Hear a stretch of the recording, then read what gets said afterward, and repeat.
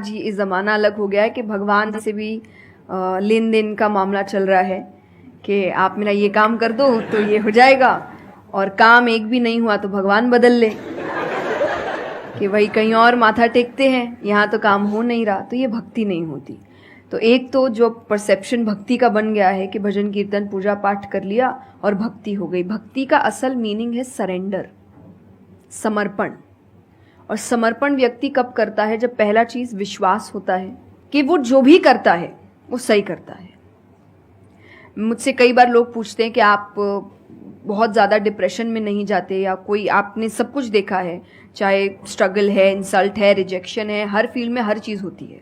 अगर आप आगे बढ़ रहे हैं, कोई पोजीशन पे जाने की कोशिश करें तो आपको इनका सामना करना पड़ेगा। ये जिंदगी के साथ आता है तो आपको सामना, लेकिन मुझे कभी दिक्कत नहीं दी ये चीज़ें। क्यों? क्योंकि जो मैंने कहा समर्पण, मुझे पता है कि एक ऐसी शक्ति ऊपर बैठी है जो मेरा बुरा नहीं चाहती। तो कई बार बुरी चीज़ें भी मेरी जिंदगी में हो रही है, मुझे पता है वो मेरे अच्छे के लिए है क्योंकि वो कर रहा है। तो ये समर्पण, ये भक्ति है। तो ये आपको हारने नहीं देती। क्यों हारेंगे आप? क्योंकि आपको पता है ना कि वो हारने देगा नहीं। तो आप अपने आप गिरे, आप फिर उठेंगे कि नहीं भाई अभी गिरना शायद जरूरी होगा, उसका इशारा है, इसीलिए चलो फिर उठते हैं, फिर आगे बढ़ते हैं। तो अर्जुन ने भी, जब समर्पण की बात गीता जी में आती है तो कई लोग कहते हैं कि धर्म का मतलब होता है अंधविश्वास। नहीं, क्योंकि अगर अंधविश्वास होता, अंधविश्वास में क्वेश्चन करना अलाउड नहीं होता आपको।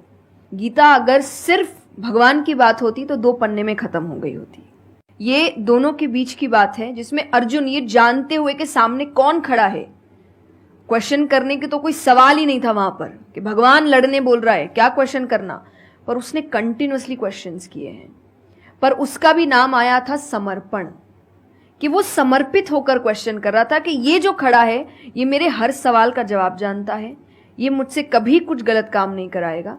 लेकिन इसका मतलब ये नहीं कि मैं अपनी जिज्ञासा बाहर नहीं निकालूंगा, मैं अपने क्वेश्चंस पूछूंगा। तो भक्ति का अर्थ यही होता है कि पहला निष्काम होता है। क्या फायदा मत ढूंढिए कि मेरा काम नहीं हुआ तो भगवान है ही नहीं। भाई भगवान कहाँ है? भगवान होते तो ऐसा होता क्या? वो तो इंसान है इसीलिए ऐसे हो रहे काम। भगवान ने तो सबको देखे, बच्चा तो मासूम ही होता है, बड़े होके खराब हो जाता है। कोई बच्चा गलत आपने देखा है क्या? छोटा सा बच्चा ही डॉन बनने के बारे में सोच रहा है, वो तो बच्चा ही होता है, मासूम होता है, सच्चा होता है। तो भगवान इसलिए कहते बच्चे भगवान का रूप है, क्योंकि वो एकदम प्योर होते हैं। बड़े होने के बाद हम काम खराब करते हैं और नाम फिर हम भगवान का देते हैं, क्योंकि हमको इल्जाम लगाने के लिए लोग चाहिए।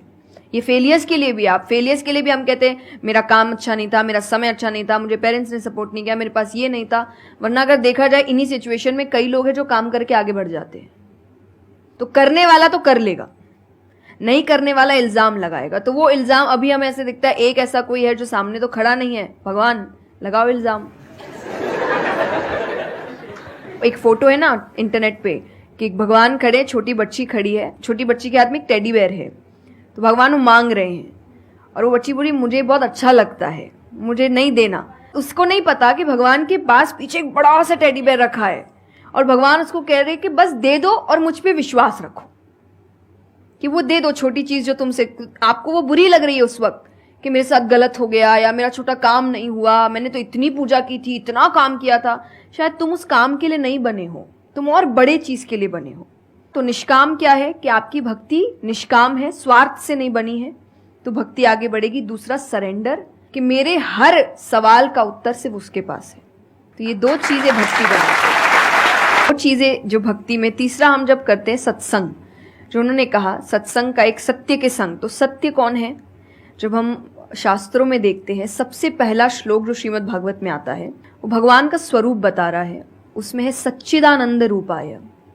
सच्चिदानंद का मतलब होता है 3 चीजें मिलकर बनती है, वो है सत, चित और आनंद।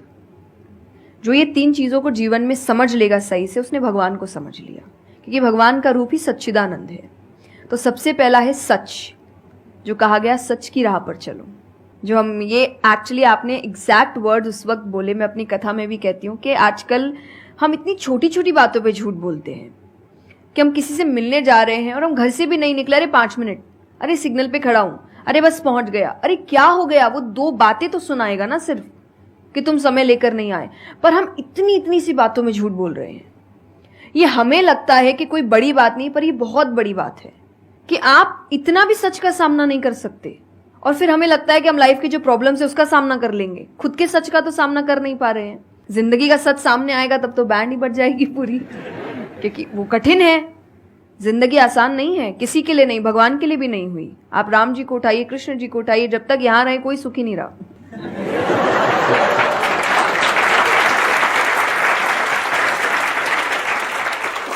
तो सुखी तो कोई नहीं रहा यहां पर। आपको सुख खुद ढूंढना पड़ता है, आपको अपना जीवन खुद निकालना पड़ता है अपने चॉइसेस को लेकर। तो इसीलिए पहला सत है, दूसरा चित है, अवेयरनेस। हम अवेयर नहीं है चीजों को लेकर, हम इग्नोर करते हैं। अवेयरनेस और इग्नोरेंस ये ऑपोजिट्स हो गए, कि आप कोई भी चीज आपको समझ नहीं आ रही है, नहीं है। मैं अधिकतर नास्तिक लोगों को आप देखिए, उनको अगर पूछे ना भगवान को मानते हैं, तो उनके पास एग्जैक्ट रीजंस नहीं होते कि क्यों नहीं मानते। बस नहीं है, दिखा नहीं, मुझे नहीं दिखा तो नहीं है। तो तुम्हें तो बहुत चीजें नहीं दिख रही। मेरे पापा इस पर मैंने एक बार उनसे क्वेश्चन किया था कि बोले तो पापा कैसे जवाब दे। तो पापा बोले उनको पूछना उन्होंने अपने परदादा को देखा था। देखा तो नहीं होगा,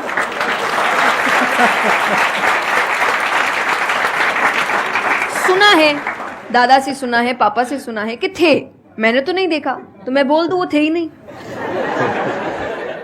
कुछ तो सच्चाई होगी, उसको ढूंढने की कोशिश करो। मैं धर्म के लिए हमेशा कहती हूं कि आपको ढूंढना पड़ेगा।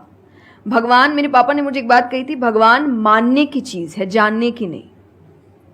जानना क्या होता है, पहले इस्तेमाल करे फिर विश्वास करे।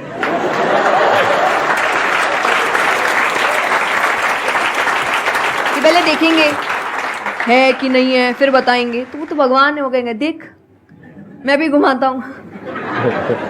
वो भगवान है भाई, उनको अगर आप बोलोगे कि मेरे सामने आ, मुझे दिखा तू है कि नहीं, तो बोलेंगे घूम, नहीं दिखाता, कभी नहीं हुई, नहीं जा। तो भगवान मानने की चीज है, मानो वो अपने आप जना देंगे वो कहाँ है। तो भगवान के लिए माना गया कि पहले आपको मानना पड़ता है, दैट इज सरेंडर, कि मैं मानता हूं, मैं इसीलिए पढ़ रहा हूं। अधिकतर लोग अभी पढ़ क्यों रहे हैं, जान क्यों रहे, गलत साबित करने के लिए।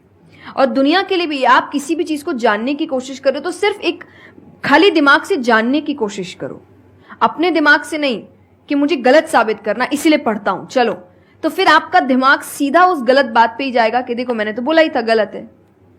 और उसके आसपास कितनी अच्छी बातें लिखी होगी आप देखेंगे नहीं, पर आपको जो बस साबित करना है, आप उस लोग सुनते भी आजकल इसीलिए है। मैं कथा में एक बात कहती कि उस आजकल कथा ही बची है सुनने वाली चीज, वरना आप कहीं भी दो लोगों को देखिए वो बोलेगा मैं बोलता हूँ, नहीं मैं बोलता हूँ, नहीं मैं बोलता हूँ। दुख देखिए किसी के, प्रॉब्लम्स को एक बोलता है मेरी जिंदगी अच्छी नहीं चल रही, वो अरे मेरी उससे भी खराब है। आप किसी से मदद भी कहाँ मांगेंगे कि वो एक दुख सुनाओ वो 4 सुनाता है, तो क्या ही मदद मांगे कि तो मेरे से दुखी है, तू मेरे से और 500 रुपए रख भाई। ये तो लोग हर वक्त कोई सुनना नहीं चाह रहा, और सुन भी रहे हैं तो इसीलिए कि ताकि बस मैं बोल सकूं, कि ये खत्म करे बस जल्दी से, ये चुप हो ताकि मैं बोलूं। तो ये बंद करिए। भगवान ने अर्जुन की पहले पूरी बात सुनी थी, एक बार भी बीच में इंटरप्ट नहीं किया, उसकी पूरी बात सुनी। क्यों? तभी वो आंसर ठीक से कर पाएंगे। अगर आप बीच में हर चीज में इंटरप्ट करेंगे, लोगों के ओपिनियंस में इंटरप्ट करेंगे, तो आप उनकी बात को नहीं समझ पाएंगे। जितना सुनेंगे उतना सीखेंगे, क्योंकि बोलोगे तो वही जो आता है, पर सुनोगे तो कई बार ऐसी चीजें पता चलेगी जो नहीं पता, जो नहीं आता है। आते हैं देखिए, और आनंद का मतलब एक्चुअली परमानेंट हैप्पीनेस होता है, जो आपको भगवान के साथ ही मिलता है, कि आपको किसी की जरूरत नहीं है, बाकी सब कुछ टेम्पररी है। और टेम्पररी खुशियों के लिए भगवान ने अर्जुन को लड़ने के लिए इसलिए नहीं बोला था कि तेरे को राज्य मिल जाएगा, खुशी मिलेगी, पैसा मिल जाएगा, नहीं। एक परमानेंट हैप्पीनेस थी कि मैंने अपना काम अच्छे से किया, उसके लिए लड़ो। तो जो भी काम कर रहे हो परमानेंट क्या है उसमें वो देखो, और ये आपकी सक्सेस पे भी काम आता है। भगवान जैसे अब हम कहते हैं ना कि दुनिया में कुछ सच नहीं है, संसार सच नहीं, इसका मतलब क्या है? छोड़ने के लिए नहीं।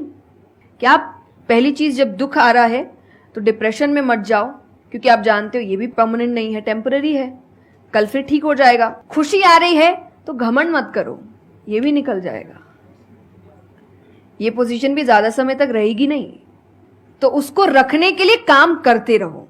तो भगवान हर चीज में कहते बैलेंस्ड रहो, और परमानेंट वो है उसके पीछे भागो। तो आप अपने आप ही जो दिखावे की दुनिया है, करते हम सब है और सब कुछ करना चाहिए लाइफ में, सब एंजॉय करिए, पर अगर उसको जानते हुए करोगे कि परमानेंट नहीं है, तो जैसा मैंने कहा वो यहां जाएगा नहीं।